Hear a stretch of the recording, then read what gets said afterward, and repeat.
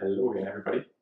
So in this video, we want to start with actually showing what will be the first project, maybe also the only project, we don't know yet, that we want to show on this channel. And as you might have guessed already, the first project will actually be a chair, and will actually be this kind of chair or this kind of chair.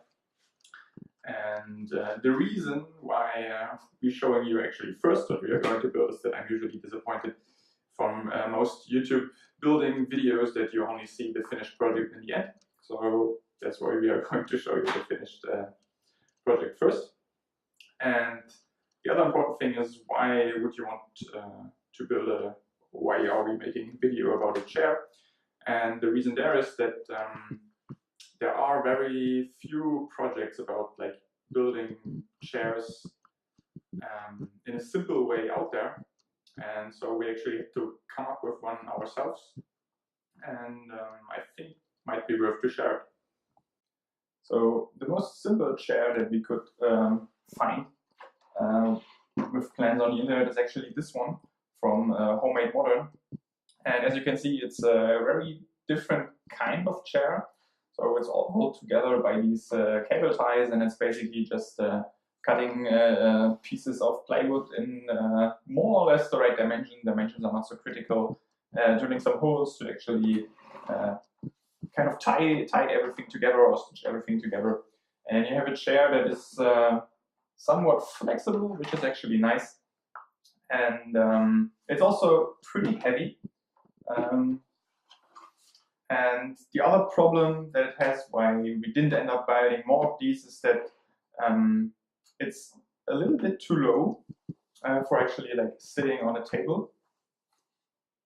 You can see here. So this is like cherry rebuild, and it seems like that's not much of a difference, but makes a lot of difference when you're actually sitting on a table.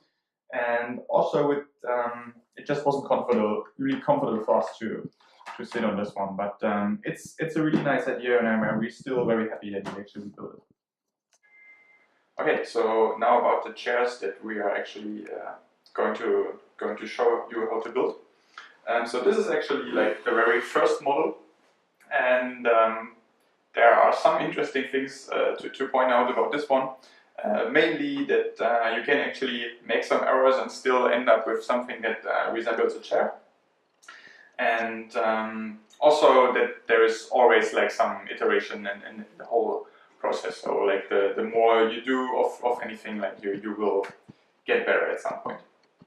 And so one of the things you might notice when you compare like these two here, so this is basically the last one that we built. It's actually like most closely resembling what we actually planned in the beginning, and this is the first one.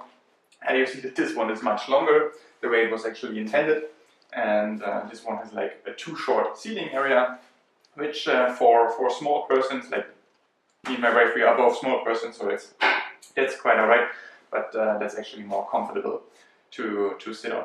You will also see some small differences, for example in the joint here, and then on top of here there are actually some screws that you can see. There are even more screws under here, while in this one there is basically no metal parts at all. It's all wood joints.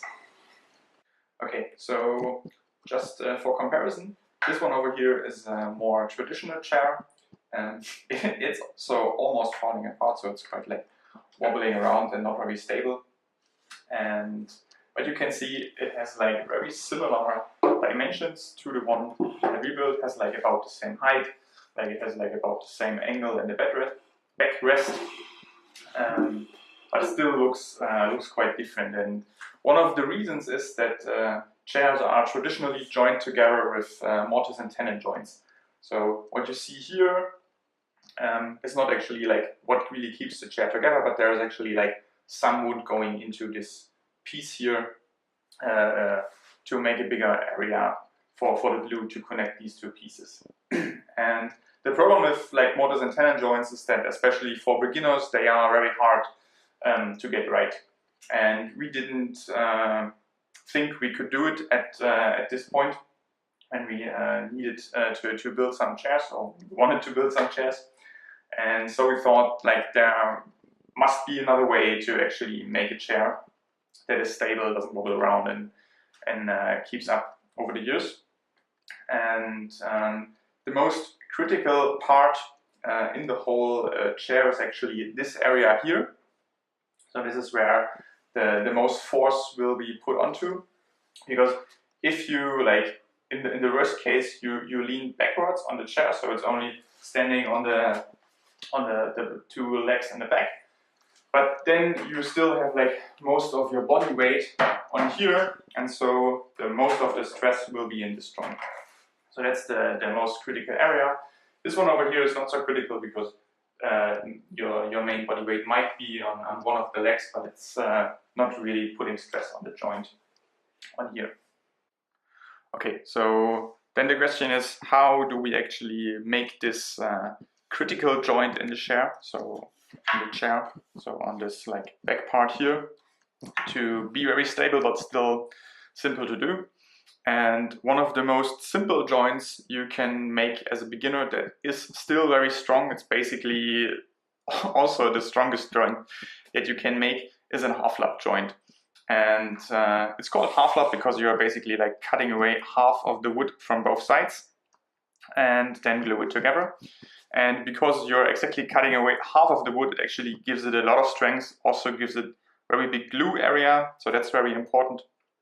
And is still pretty easy to make because you don't have to actually like cut some hole into the wood that has very exact dimensions. You just like make a cutout.